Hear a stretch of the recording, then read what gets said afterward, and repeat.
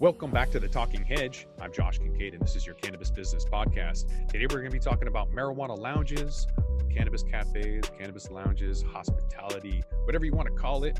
We've covered 8 different states, a committee that I'm the chair of in order to overturn a felony in Washington to maintain and operate a marijuana lounge. So on the line with us to talk about cannabis cafes and the impacts is Dan Kimmis, our CBD correspondent with Good CBD Products. Yeah. One of my favorite topics is why can't we just enjoy our cannabis? I'm in chronic. I'm in this morning. I was just up in Canada, the ICBC, or International Cannabis Business Conference in Vancouver, and anywhere that you can sit and have a cigarette, you can smoke cannabis. So it was very, very weird. It was just different seeing people dab outside, of a very nice hotel conference room, and it's totally legal. Versus in Oregon, they have, for example, the Northwest Cannabis Club, where there's the Clean Indoor Air Act in Oregon and nationally. And so they just go outside. So it's very different how kind of things work. But nonetheless, I think that cannabis cafes are still the 3rd largest investment vehicle of this year. Most of that is a real estate investment trust. And so, as the chairman of this committee, I've reviewed 8 different bills. It was Las Vegas and then Alaska. We covered Illinois, West Hollywood, California, New Jersey, Massachusetts, and then Washington State had its own bill last year that got rejected that we reviewed. So we've covered a lot. And within that, we're looking at a social equity program, advantages for small business, medical patient access, just as a place somewhere safe to consume. I'm going to take you back, brother. I got to take you to the Wayback Machine, 1983. Okay, the East Lake Zoo, a tavern out on East Lake there, obviously, had a whole balcony area where it was essentially on the down low, but you could go up and burn, right? And it was such a neat vibe, and it was so fun. You'd go in on a Thursday afternoon or a Friday night and make your way upstairs, maybe sip a beer, but at the same time, mainly what was going on is it was a cannabis-friendly establishment where they had the wink and nod from the SPD, okay?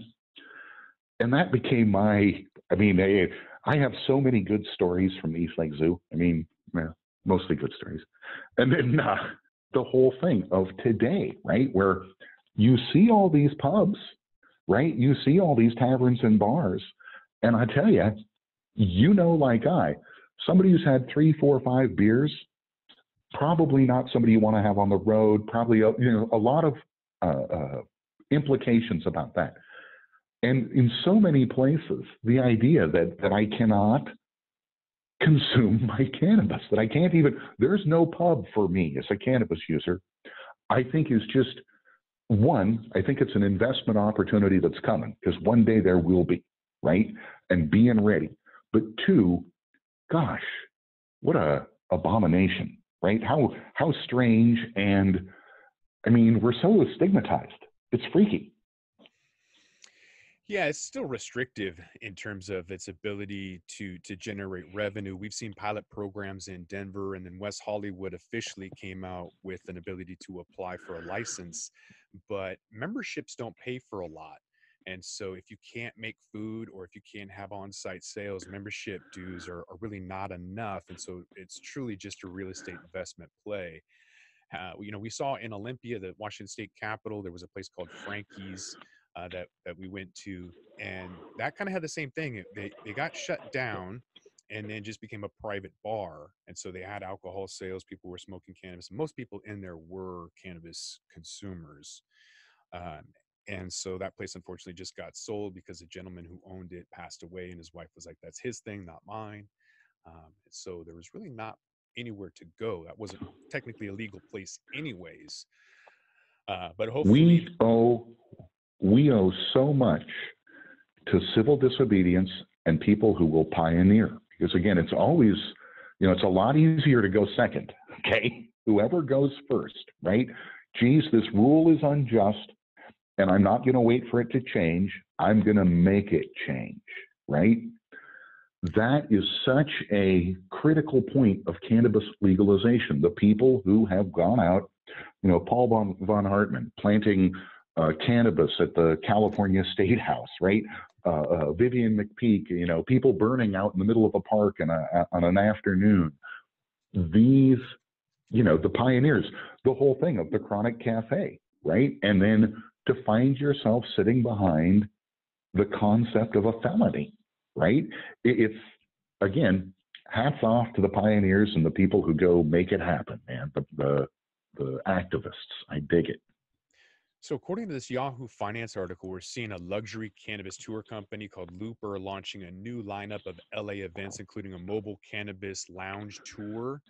And that was exactly what the Seattle Super Chronic Cafe had to pivot to in order to stay relevant when that felony hit in June of 2015 or 2016. And so we went down to Oregon. Yeah, we had to go down to Portland, and our pop-ups were really popular. We had infused coffee, and it ended up working out really well. But again, that whole revenue aspect of just trying to stay open and wait for the laws. We're in Oregon, you can't not making money. You can't insure, you can't bank, when you go and say, look, I'm doing a business that's outside the legal domain, again, it's just like cannabis pot shops and banking right now. You're shut out of all the services, right? If you do a pop-up and somebody gets hurt, right, your employee burns their finger.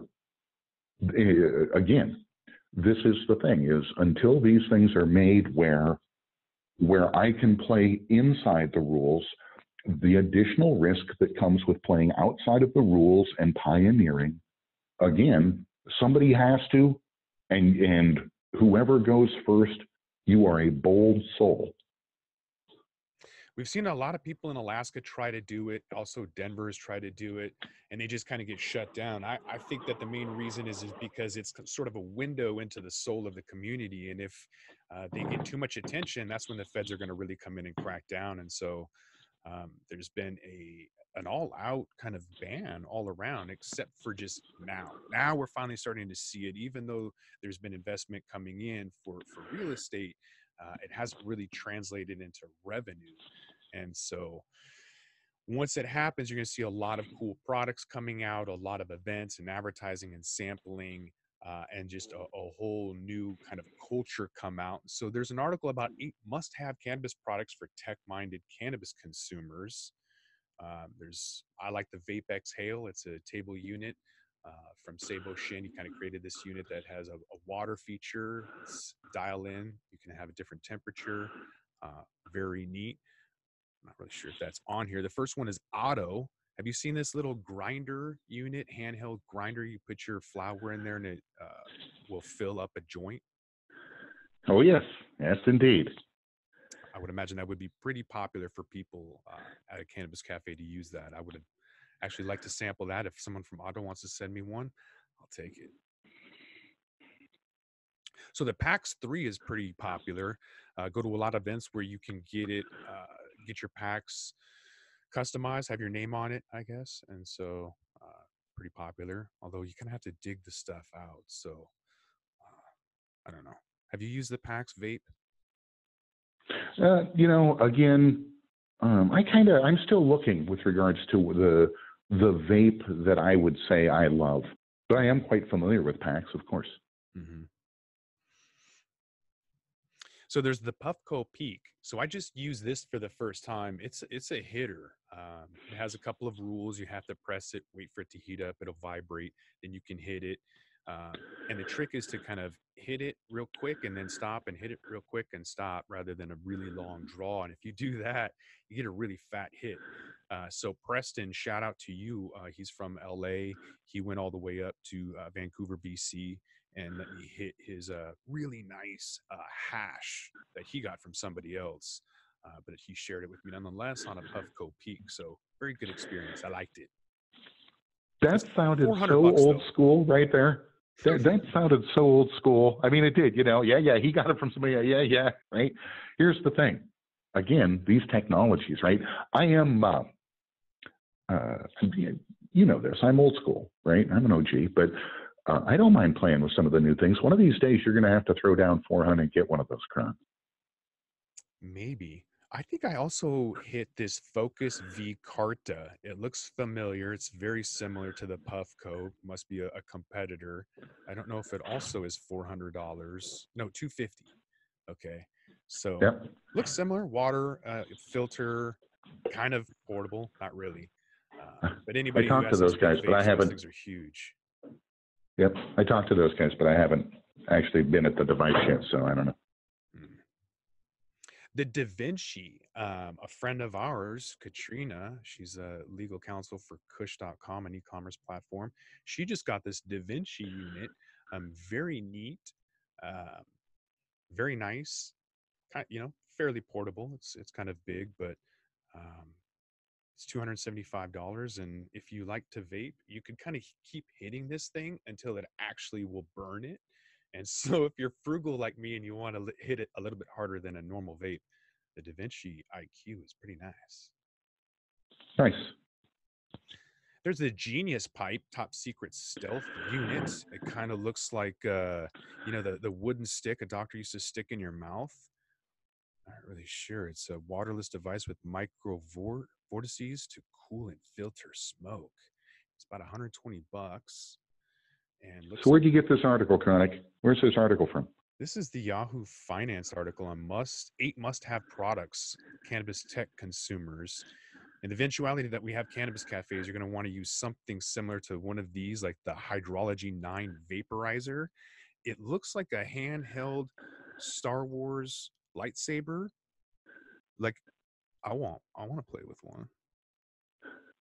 I don't know what it does. All right. So basically, the premise of the article then is, geez, most likely you're going to have to abide by things like Clean Air Act. Here's some awesome vape technology. That's kind of what I'm getting out of this. Is that accurate? So far, yeah, it's basically I think you could still vape indoors, and these are products that you're going to be able to use on the go or at a cafe if you're willing to spend $120 to $400. Those are the 8 must-have cannabis products. The Hanu Stone isn't on there. Maybe that should be. It's another one from Sabo Shin. Cool little product that I think. Yeah, I don't know how the mystery of how some of these articles get generated too. I'm looking into that actually. I'm doing a whole expose on, what's the difference between journalism and marketing and good information and all of this, right? Because again, it's one of these things where it's like, okay, who says these are the 8?